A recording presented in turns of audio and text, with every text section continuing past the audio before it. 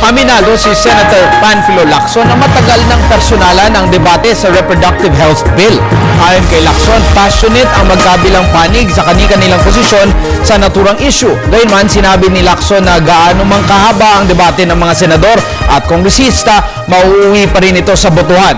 Tiniyak din niya na papasa ang RH Bill base sa nakikita niyang takbo ng diskusyon sa plenaryo. Hindi naman naniniwala si Lacson na ang simbahan lamang ang nagdarasal para sa kapakanan ng lahat.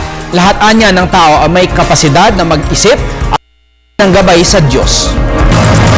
After a long debate, mauwi rin sa botohan eh. Pag nagbotohan naman, nakita naman natin, Senate President, he introduced a number of amendments and a good number of them were rejected not only by the sponsor but the whole body. So that's the essence of democracy, na i-debate mo yung position mo, pag makonvince mo yung mga colleagues mo, edi mananalo ka sa botohan.